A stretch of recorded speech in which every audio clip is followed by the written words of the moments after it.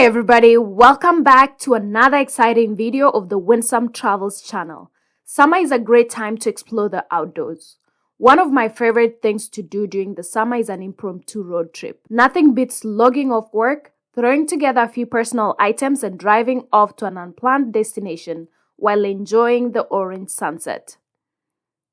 In this episode, I'll go through one of my spontaneous road trips in northern Ohio. Stay with me till the end and maybe, just maybe, I'll spark an interest for your next road trip. So, let's get started.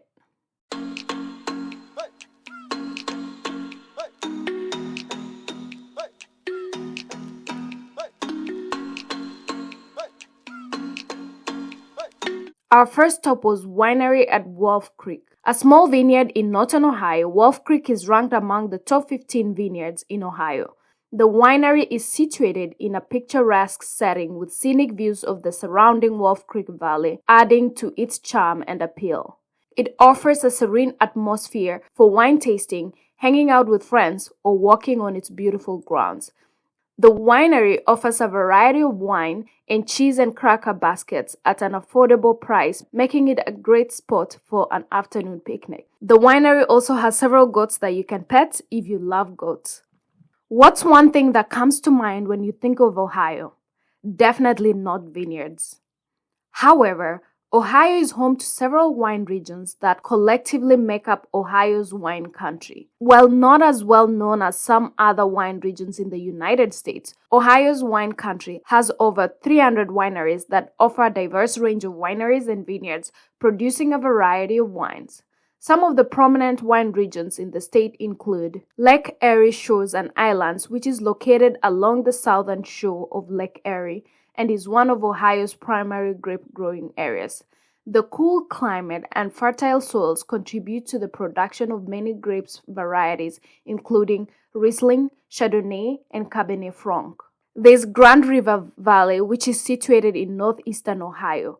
The Grand River Valley is known for its picturesque landscape and high-quality wines. The region's vineyard benefit from the moderating effects of Lake Erie, creating favorable conditions for growing popular grape varieties like Pinot Noir and Gewürztraminer. This region covers most of the state vineyards and wineries. There's also the Ohio River Valley, which stretches along the Ohio River. The climate here is slightly warmer, allowing for the cultivation of grapes such as Cabernet Sauvignon and Merlot.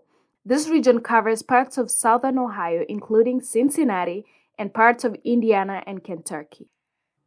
There's also Isle St. George, which is a region that encompasses North Bass Island that is part of the Lake Erie Islands. It is notable for its unique climate and soil conditions. Some vineyards here grow vinifera grape varieties such as Pinot Grigio and Riesling. The fifth region is Laramie Creek. This is a small American viticultural area, or AVA, which is located in western Ohio around the Laramie Creek. It's known for producing a variety of grapes including Cabernet Sauvignon, Merlot, and Chardonnay. Okay, now that we know more about the Ohio wine country regions and the type of wine they produce, I think we are now more sophisticated and we're ready for an upgraded vineyard. Our next stop was another top-ranked vineyard in the Grand River Valley. Gervasi is among the top 5 vineyards in Ohio, and you'll see why once you visit.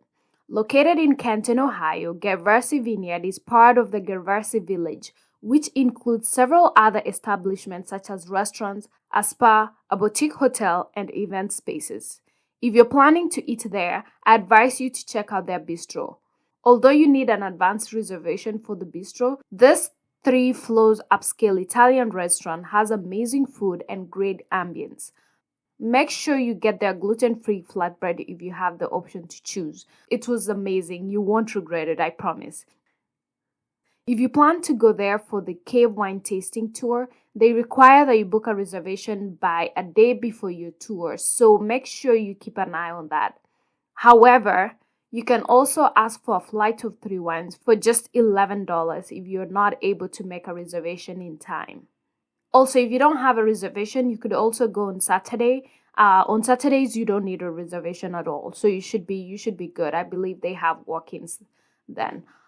I encourage you to arrive at least 2 hours before dinner if you're having a later dinner. This way, you can explore the grounds and have time to enjoy people watching by the pond before the sun sets. About 130 miles to the northwest of Gervasi Vineyards is Putin Bay. Putin Bay is a popular tourist destination located on South Bass Island in Lake Erie. It offers a wide range of activities and attractions for visitors to enjoy. The island is only accessible by ferry. You can hop into your car and ferry it across for easier navigation of the island. Crossing over in your car will cost you $40 for a return ticket, which will be way cheaper than crossing over without a car and having to rent a golf cart on the island. The return ticket without a car is about $18 and the golf cart is $15 per hour, so it can add up pretty quickly. Golf carts are a popular mode of transportation on Putin Bay and allows you to see the sights at your own pace, but you can achieve the same thing for less if you take your own car. While paying for your ticket, you may want to note the restrictions on ferrying your car. For example, there was no same-day return for cars, so ferrying a car on that day would only work for us if we were staying overnight. Also, in the event that you take your car, you may want to park about a mile from the Putin Bay downtown, as it gets pretty crowded and it's difficult to find parking in the busy parts. You don't get the feeling of being in Ohio on this island. And that's why the place is popular among locals who are looking for Miami feel but on a low budget. Here are some other things that you may want to check out if you're visiting Putin Bay. There are 2 wineries that you might want to check out when you're on the island.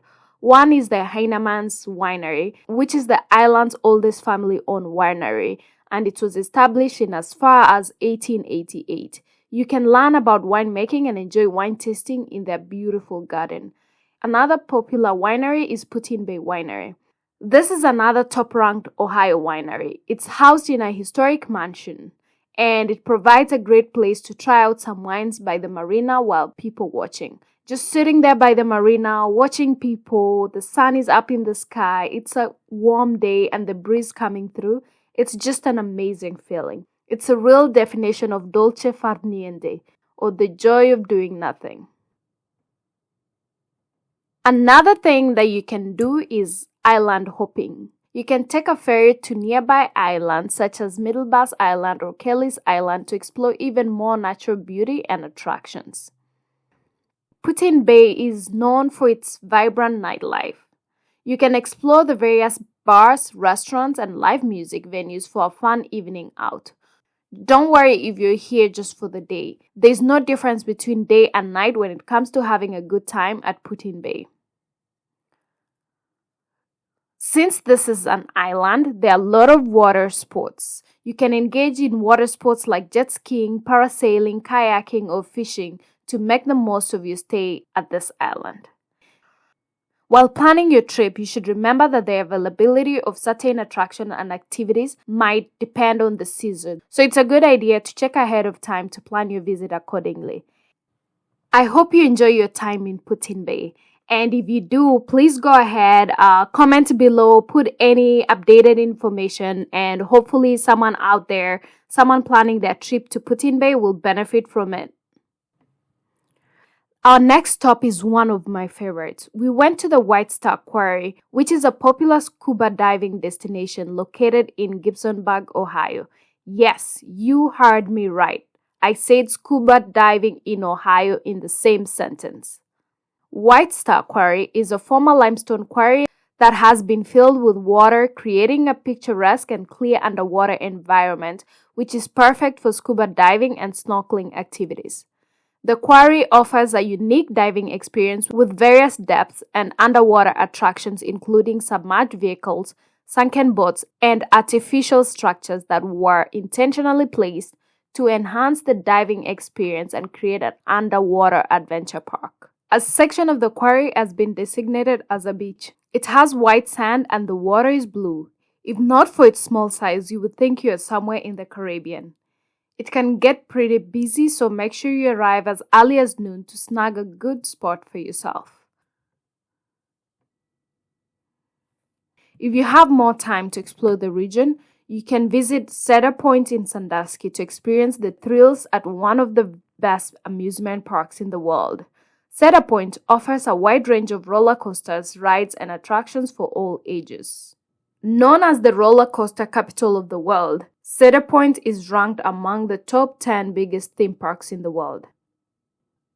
You can visit the Kalahari Resort, an African-themed water park and resort, to enjoy various water slides, wave pools, lazy rivers, and other exciting water attractions. This is an indoor resort, so you can also visit during the winter. You can also check out other top-ranked famous vineyards such as Firelands Winery, Ferrante Winery and Restaurante, Laurentia Vineyard and Winery, Sarah's Vineyard, and Vermilion Valley Vineyard, just to mention a few. Another place worth checking out and spending a whole day is Cleveland. Cleveland is home of the Browns and rock and roll. I'll be covering Cleveland on a separate video, so I'll not say much about this city for now.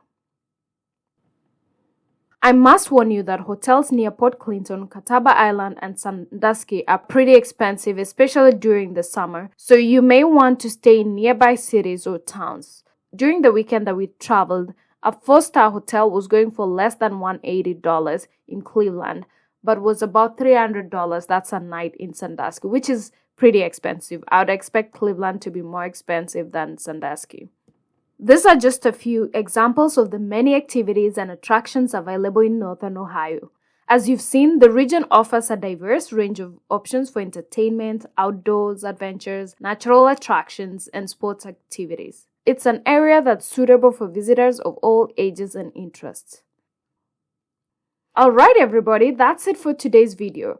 If you enjoyed this video or found it valuable, please go ahead and smash the like and subscribe buttons so that you're notified of new destinations as soon as I release a new video.